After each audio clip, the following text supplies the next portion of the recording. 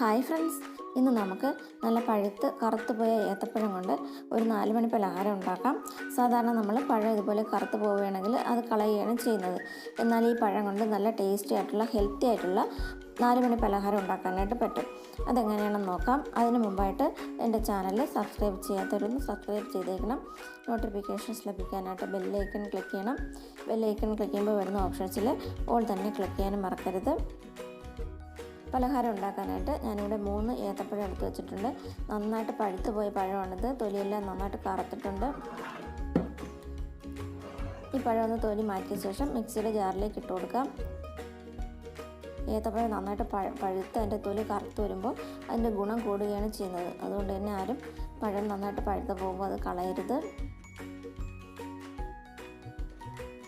ഈ പഴം പഴുത്തിട്ട് കേടാകാനായിട്ട് തുടങ്ങിയിട്ടുണ്ട്. ആ ഭാഗം ഒന്ന് കട്ട് ചെയ്ത് കളയാം.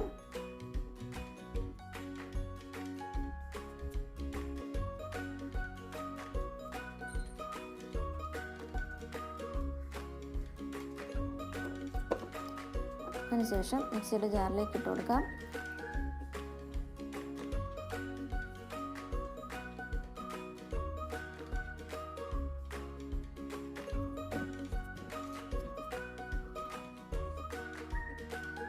മൂന്ന് പഴവും ഞാൻ കട്ട് ചെയ്തിട്ടിട്ടുണ്ട്.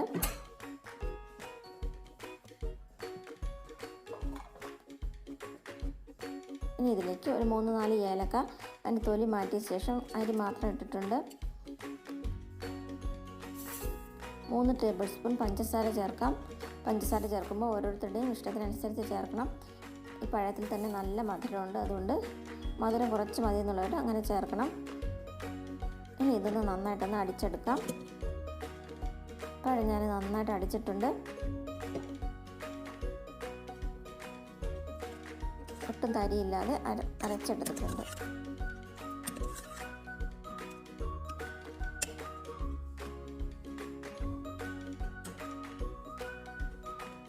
ഇനി ഇതിലേക്ക് 1 കപ്പ് ഗോതമ്പ് മാവ് ചേർക്കാം. ഗോതമ്പ് മാവിന് പകരം മൈദ മാവായാലും മതി. ഗോതമ്പ് മാവുമ്പോൾ നല്ല ഹെൽത്തി ആയിട്ടുള്ള പലഹാരം ഉണ്ടാക്കാം. അതിൻ്റെ കൂടെ ഒരു 1/4 കപ്പ് റവ ചേർക്കാം. ഈ റവ ചേർക്കുമ്പോൾ പലഹാരത്തിൻ്റെ പുറം ഭാഗം നല്ല ക്രിസ്പി ആയിട്ടിരിക്കും, ഉൾഭാഗം നല്ല സോഫ്റ്റ് ആയിട്ടിരിക്കുകയും ചെയ്യും. ഇതിപ്പോൾ നല്ല കട്ടിയായിട്ട് അടിച്ചെടുത്തിട്ടുണ്ട്.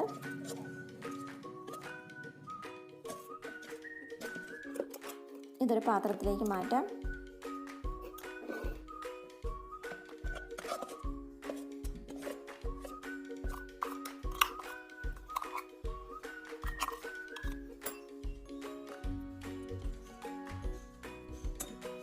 ഇനി ഇതിലേക്ക് ഒരു 1/4 മുറി തേങ്ങ തിരുവിയത് ഇട്ട് കൊടുക്കാം.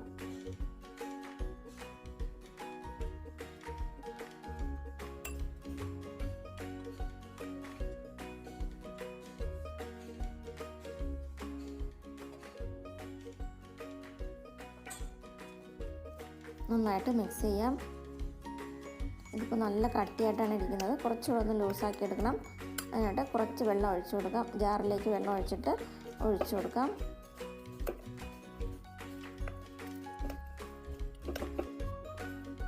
ഈ പരുവത്തിൽ ഉള്ള മാവ് വേണം കിട്ടാനായിട്ട്. ഈ സമയത്ത് മധുരം നോക്കണം, വേണമെങ്കിൽ ചേർത്ത് കൊടുക്കാം. പലഹാരം ഉണ്ടാക്കാനായിട്ട് ഞാനൊരു ഉണ്ണിയപ്പ ചട്ടിയാണ് എടുത്തിട്ടുള്ളത്. ചട്ടി ചൂടാക്കാനായിട്ട് വെച്ചിട്ടുണ്ട്. ഉണ്ണിയപ്പ ചട്ടിക്ക് പകരം ചീനച്ചട്ടി ആയാലും മതി. ചട്ടിയിലേക്ക് എണ്ണ ഒഴിച്ചു കൊടുക്കാം. ഉണ്ണിയപ്പ ചട്ടിയിലാകുമ്പോൾ നല്ല ഷേപ്പിലുള്ള പലഹാരം ഉണ്ടാക്കാനായിട്ട് പറ്റും. ചീനച്ചട്ടിയിലാണെങ്കിൽ സ്പൂൺ വെച്ചിട്ട് കോരി ഒഴിച്ചു കൊടുത്താൽ മതി. എണ്ണ നന്നായിട്ട് ചൂടായ ശേഷം സ്പൂണായിട്ട് കോരി ഒഴിച്ചു കൊടുക്കാം. ഇതുപോലെ കട്ടിയായിട്ടുള്ള മാവ് വേണം ഒഴിക്കാനായിട്ട്.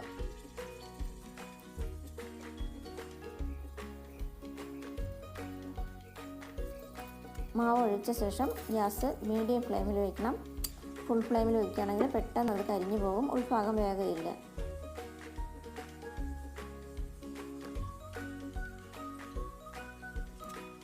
ഒരു സൈഡ് കളർ മാറുമ്പോഴേക്കും തിരിച്ചിട്ട് കൊടുക്കാം.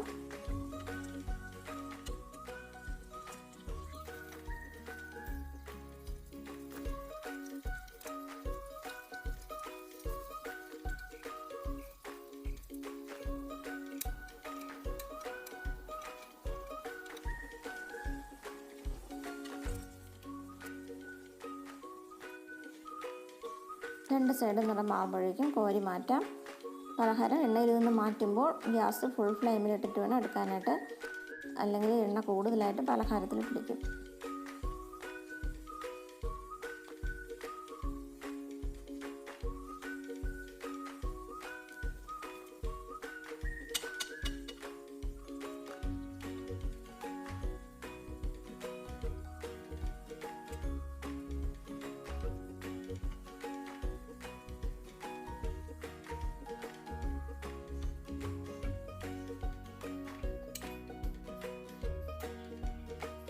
ഇതുപോലെ തന്നെ ബാക്കിയുള്ള മാവും ഉണ്ടാക്കിയെടുക്കാം.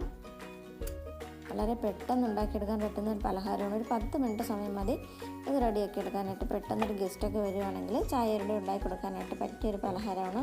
അതുപോലെ തന്നെ കുട്ടികൾ സ്കൂളിൽ നിന്ന് വരുമ്പോഴായാലും ഉണ്ടാക്കിയെടുക്കാനായിട്ട് നല്ല ഹെൽത്തി ആയിട്ടുള്ള ഒരു പലഹാരമാണിത്.